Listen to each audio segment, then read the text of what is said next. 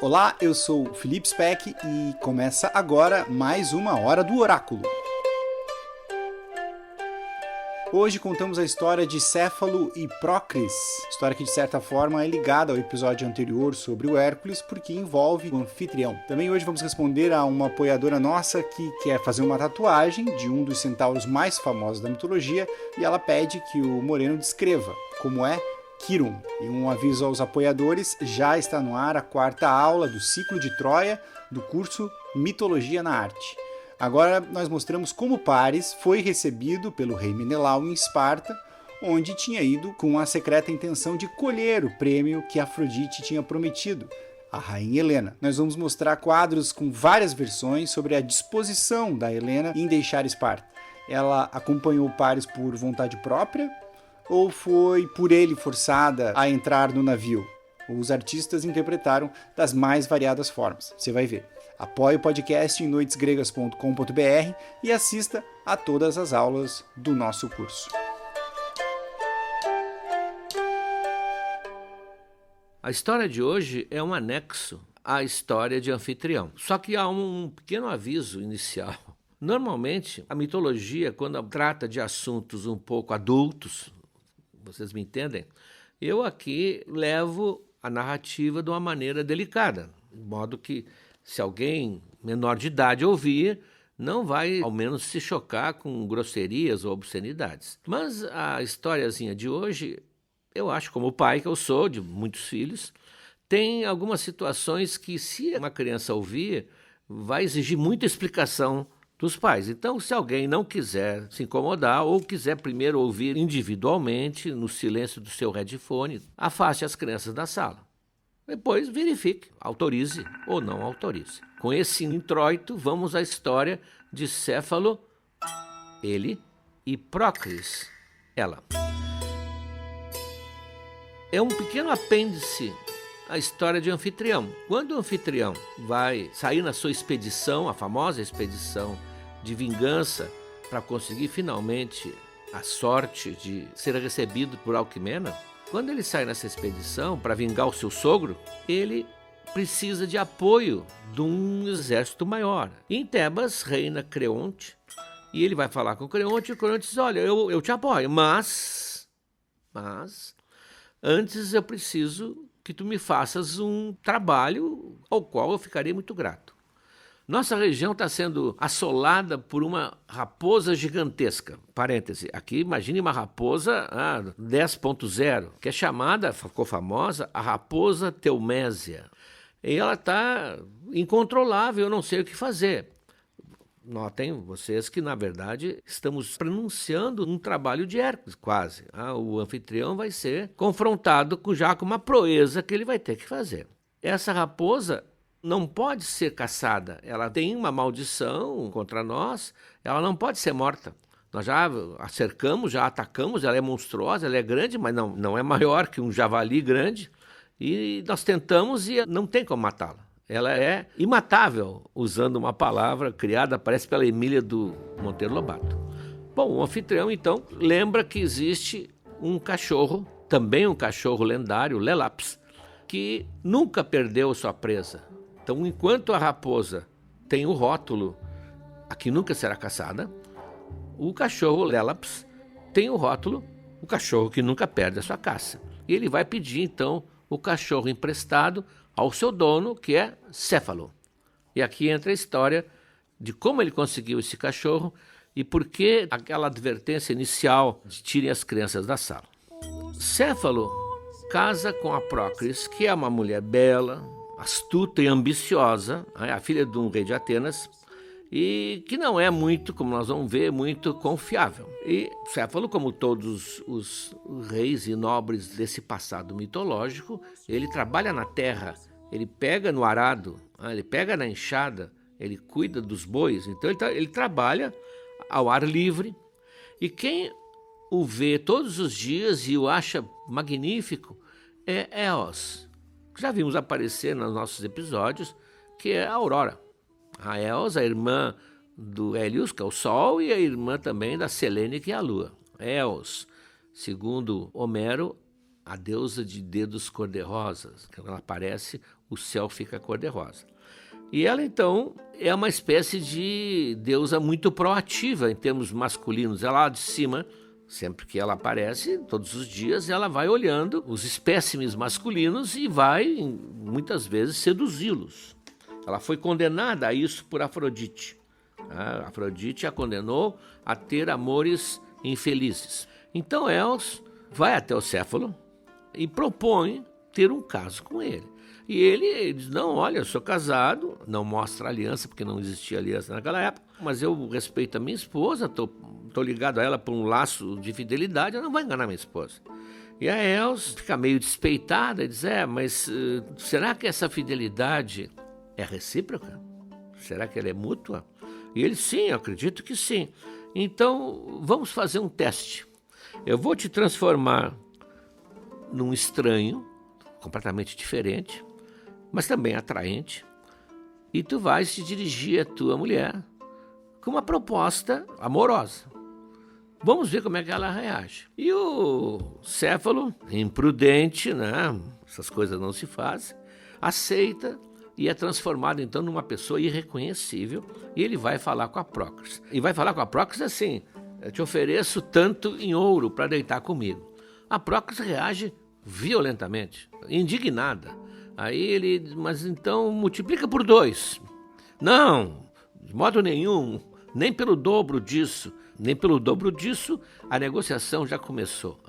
Então eu ofereço 10 vezes isso. Aí a Prócris, bom, tá bem, por 10 vezes isso, tá bem. E o Céfalo se revela. Se revela, totalmente decepcionado, magoado, e expulsa a Prócris de casa. E a Eos, então, finalmente tem o que ela queria, porque sabem como é.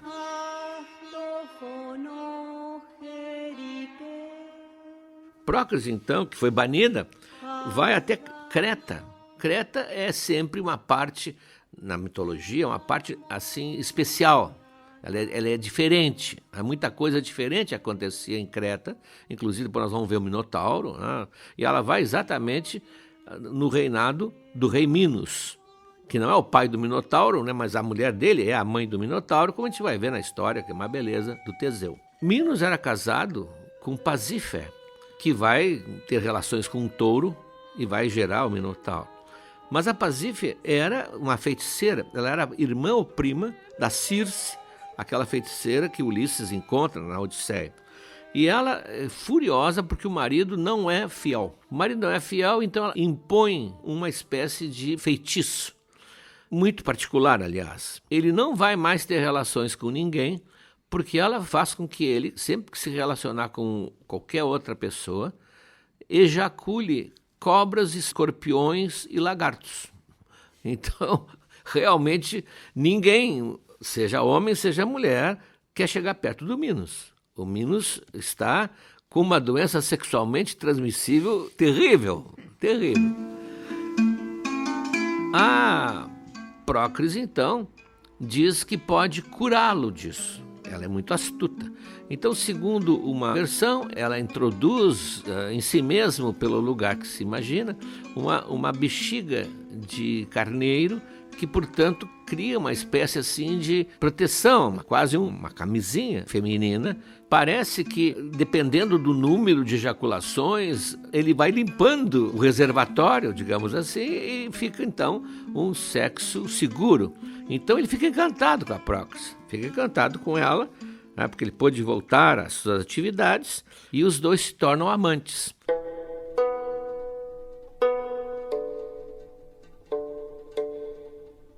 A outra versão não fala nessa bexiga de carneiro, mas fala numa poção mágica, que ela também teria suas mágicas, embora não fosse poderosa quanto a Pasífae. Num concurso de feiticeiras, ela estaria no segundo nível, né? Ela tiraria o segundo lugar. A Pasífae estava mais acima. Mas eles ficam muito bem um com o outro até que ela começa a ter medo da Pasífae. E a Pasífae pode fazer muito mal se ela resolver se vingar nela. Então ela resolve sair de Creta. Mas ela ganhou 2 presentes. Uns dizem que de Minos, outros dizem que de Artemis. Um é um cachorro, que é o Lelaps, rápido como o vento, que jamais perdia sua presa. E o segundo presente era um dardo de caça, uma lança mágica que nunca errava o alvo. Então ela sai com esses presentes escolhidos por Minos, porque o Minos sabia que ela gostava da caça também. Ela era uma mulher caçadora. Ela várias vezes tinha caçado junto com o Céfalo. Com a ajuda da Artemis, que a protege, porque no fundo ela é uma colega, ela também é uma caçadora, ela se transforma num belo jovem irreconhecível para poder voltar à terra dela e se aproximar de novo do Céfalo. O Céfalo, que está sozinho, não é viúvo, mas ele está separado, o Céfalo está lá tentando reencontrar a alegria, caçando nos campos, quando se aproxima esse jovem, com um cachorro, com a lança, e diz, posso caçar junto? Ele diz, claro, companheiros de caçada. E durante a caçada ele fica maravilhado, porque não há nenhum animal que o novo amigo erre, porque não sabe que o dardo que ele joga acerta sempre o alvo, é quase um teleguiado, não? E não há nenhum outro animal rápido que escape do Lélaps. Então ele fica tão encantado que diz, olha, eu estou disposto a pagar tanto por esse cachorro e por essa lança. Ele diz, não, isso não está à venda, diz a Prócris disfarçada em jovem belíssima. Mas o que tu queres em troca? Ele diz, olha, eu não vendo, mas eu posso te dar de presente. Mas o que eu preciso fazer? Pergunta o Céfalo. Olha, eu te acho bonito, uma barbaridade, e eu gostaria muito que a gente fosse para a cama e eu te dou de presente, então, esses 2 magníficos talismãs. Bom, o Céfalo gosta muito de caçar, né? E diz, tá, então tá feito o trato. Veja, é uma história picaresca, né, no meio da mitologia. Por isso que raramente ela é contada para crianças, porque não tem muito como explicar. E, então eles vão para o quarto, lá no Céfalo, e quando a Prócris se despe, ela se despe e já na forma de Prócris. E eles, então, riem muito, reatam a sua relação. E a Prócris fica cada vez mais apaixonada pelo Céfalo. Agora ela realmente viu que gosta dele.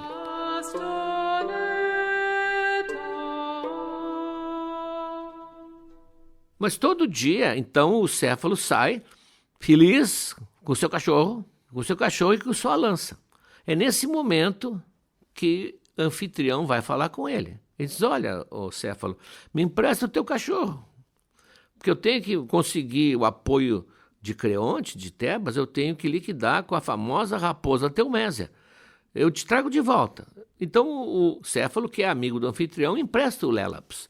O anfitrião leva o Lélaps lá para Tebas e localiza a raposa e atiça o cachorro em cima da raposa. E o Lélaps sai voando como o vento. E a raposa, ao ver o cachorro que vem vindo a toda velocidade, sai também fugindo como o vento. Não esqueçam, a raposa que não pode ser apanhada. Só que atrás dela está o cachorro que nunca perde a sua caça. E com isso se cria um looping infinito. A raposa passando e o cachorro atrás. E assim ficariam. Se Zeus lá em cima disse, não dá, né? Isso não dá. Ele que tinha criado essa raposa veloz, e o Lélaps também era de origem divina. Assim não vai dar certo. Então ele paralisa os dois, transforma-os em pedra. Então, de certa maneira, o anfitrião cumpriu a sua obrigação para Creonte. Lá na casa do Céfalo, o Céfalo é informado, olha, Zeus transformou em pedra. Bom, se não vai discutir. Mas ele sai assim mesmo todos os dias de manhã cedo para caçar. E começa a esquentar o dia na Grécia, a temperatura sobe e ele corre pelos montes, com seus próprios cachorros atrás da caça, e quando chega no meio da manhã, ele está exausto, ele se atira na água, se houver um riacho perto, ou deita na grama molhadinha ainda, que não secou, e fica ali restabelecendo o seu fôlego e aproveitando aquela sensação agradabilíssima da grama fresca na qual ele está deitado. E uma das más línguas, sempre tem as más línguas, vê ele fazer isso todos os dias e se aproxima em segredo. E ele, diz o mito, é meio exagerado. Ele diz, ele está deitado no chão, olhando para o céu, diz, que beleza, todos os dias eu aqui contigo. Que delícia, que delícia. E esse traidor ou traidora vai falar com a Prócris, olha, Todo dia, mais ou menos, tal hora, ele se deita num lugar lá. Eu não pude chegar perto, mas pelo meio da folhagem eu ouço ele falando assim. Ele está muito entusiasmado com alguém. E a Procris fica, porque ela não era muito confiável, né? Então na sua cabeça o seu marido também não é. Embora ele também tivesse caído naquela, né, do trocar o cachorro e a lança por carícias, ela vai segui-lo à distância. Vai segui-lo à distância, e também no meio, nesse lugar, é uma clareira que tem, muito agradável, e tem arbustos em volta. Ela se esconde atrás dos arbustos e ouve ele dizendo: ó, Brisa, tu és o máximo, tu és querida, eu te amo. Ah, Brisa, vem, Brisa. Ele estava invocando o vento, mas ela pensa que está surpreendendo uma entrevista, um encontro amoroso. E ela se agita no arbusto. Ao se agitar no arbusto, o céfalo, com o seu instinto caçador, tem um animal e grande, para porte de um ser humano, é um porte de um animal grande. Ele vê aquela agitação e, com o seu instinto de caçador, lança o dardo que nunca erra. E ouve um grito. Ouve um grito e reconhece aquele grito, corre, abre os arbustos, está lá a Procris, atravessada pelo dardo, agonizante. E ele, desesperado, a socorre, e ela diz: olha, aconteça o que acontecer, se tu realmente gosta de mim, jura que não vai casar com essa Brisa. E aí morre. Essa é uma história lateral da vida de Anfitrião, que raramente é contada, porque os livros de mitologia sempre passam ao longe de certos episódios que causariam, não vou dizer escândalo, mas causariam problemas nas audiências de menor idade. Era isso.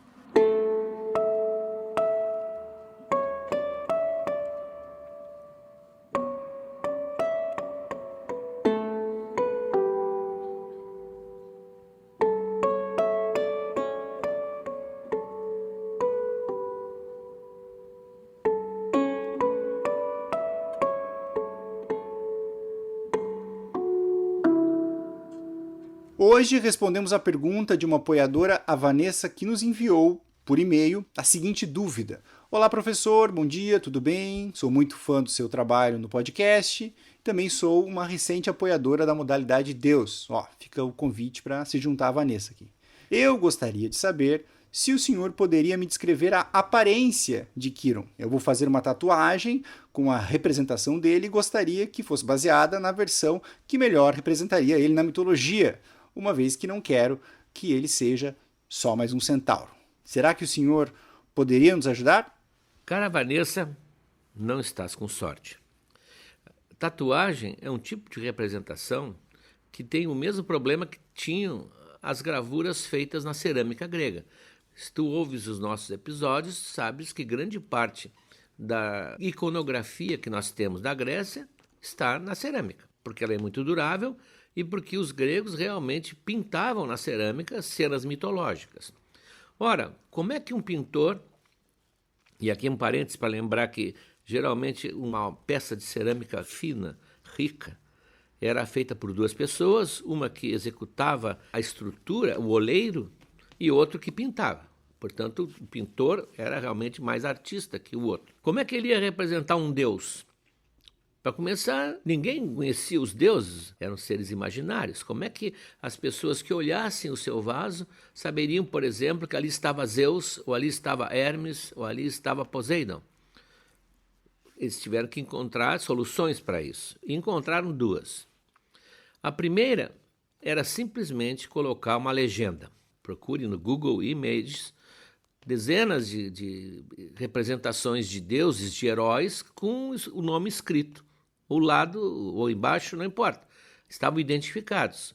Então, eu sei que aqui é Teseu e não Jasão ou o Belerofonte, porque está o nome escrito.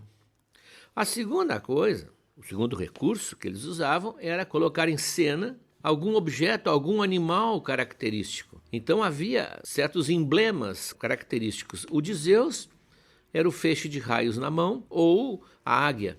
Há várias cenas em que o Zeus está sentado tomando o seu néctar e numa mão está com um feixe de raios, simplesmente para dizer, eu sou Zeus. Ou colocar um animal especial, como é o caso do Belerofonte, que aparece ao lado do Pégaso, ou o tridente do Poseidon, ou o pavão de Hera, ou aquele bastão com as duas cobras lá em cima se entrelaçando, que era do Hermes. Com isso, a pessoa que via sabia exatamente o que estava ali. No caso do Quiron, temos um problema. O Quiron é um centauro, simplesmente como tu já estava prevendo na tua pergunta. Ele não tem nada de especial fisicamente. Ele não tem nenhum desses objetos, ele não tem um bastão, ele não tem um escudo, como Atena tem um escudo com a medusa no centro, ele não tem uma vestimenta, ele é um centauro, um bom centauro, robusto centauro, saudável centauro. Nas pinturas em que ele é facilmente identificável, como no caso do Renascimento, que, portanto, é um outro tipo de representação gráfica muito mais precisa, a gente reconhece porque ele coloca cenas, ele educando Aquiles, ele é o professor, o Quiron é o grande vulto que representa os professores. Se tivéssemos que ter um símbolo, uma imagem, um paradigma de professor na antiguidade, é o Quiron, que educou vários heróis. Então, ali a gente reconhece. E mesmo assim, os pintores renascentistas colocavam no título Quiron educando Aquiles, Quiron recebendo Tétis, que é a mãe do Aquiles. Então, ele sempre vai ser um centauro no meio da multidão. Mas como tu queres fazer uma tatuagem em que Quiron esteja ali, a única recomendação é seguir a primeira hipótese. Faz um desenho de um centauro e coloca o nome dele, Quiron. Vai ser a primeira, talvez, a ressuscitar essa técnica grega. Com certeza vai fazer um grande efeito. É isso, a gente se vê na semana que vem com o segundo episódio sobre o Hércules, já iniciando seus trabalhos. Até mais!